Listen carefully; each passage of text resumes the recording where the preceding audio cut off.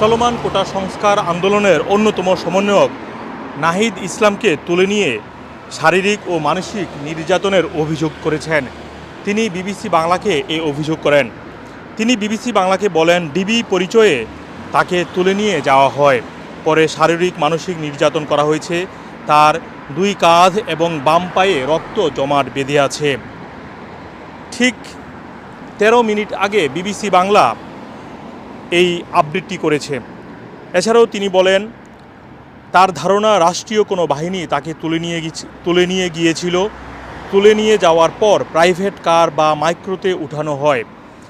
3 থেকে 4 স্তরের কাপড় দিয়ে তার চোখ বাঁধা হয় এবং হ্যান্ডকাফ পরানো হয়।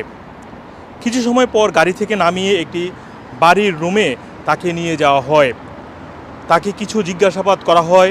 পরবর্তীতে তার উপর মানসিক এবং শারীরিক টর্চার শুরু করে তিনি এসব অভিযোগ করেছেন বিবিসি বাংলার কাছে। এক পর্যায়ে নাহিদ ইসলাম জ্ঞান হারিয়ে ফেলেন এবং এরপর তার আর কোনো স্মৃতি মনে নেই। রোববার ভোর 4টা থেকে 5টার দিকে ঢাকার পূর্বাচল এলাকায় তার জ্ঞান ফেরে বলে বিবিসিকে জানিয়েছেন। নাহিদ ইসলাম বলেন, এই আন্দোলনে তিনি যাতে নেতৃত্ব বা নির্দেশনা দিতে না পারেন এমন কোনো বিষয় থেকে হয়তো তাকে তুলে নিয়ে যাওয়া হয়েছিল। এরপরে তিনি বলেন, নানামুখী চাপের কারণে তাকে আবার ছেড়ে দেওয়া হয়েছে। কারফিউর মধ্যে কোনো কর্মসূচি থাকবে কিনা সে বিষয়ে এখনও সিদ্ধান্ত হয়নি বলেও বিবিসি বাংলাকে তিনি জানিয়েছেন।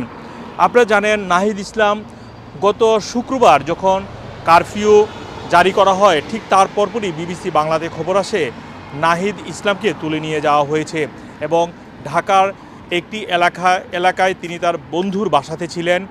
বন্ধুর বাসা থেকে তিনি নিচে নেমে আসেন। আসার পর তাকে তুলে নিয়ে যাওয়া হয়।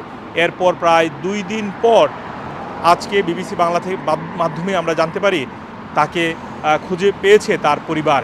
তবে বিবিসির বাংলা আরও এক খবরে জানিয়েছিল, এই বিষয়ে ঢাকা মেট্রোপলিটন পুলিশকে জিজ্ঞাসাবাদ করলে তারা বলেছে নাহিদ ইসলামের সম্পর্কে তারা কিছুই জানে না বা কোনো তথ্য তাদের কাছে জানা নেই।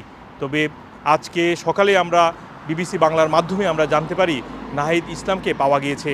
এছাড়াও এর আগেও নাহিদ ইসলামের বাবা বলেছিলেন নাহিদ ইসলামকে তুলে নিয়ে যাওয়া হয়েছিল এবং তাকে নির্যাতন করা হয়েছে।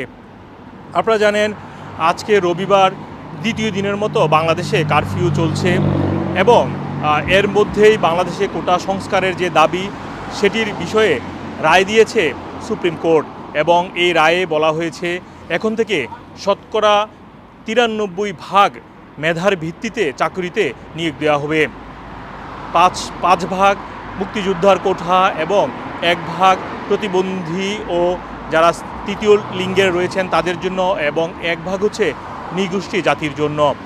তবে আপনারা জানেন, এর আগেও এই আন্দোলনে এখন পর্যন্ত আপনারা জানেন প্রায় শতাধিক মানুষের মৃত্যু হয়েছে।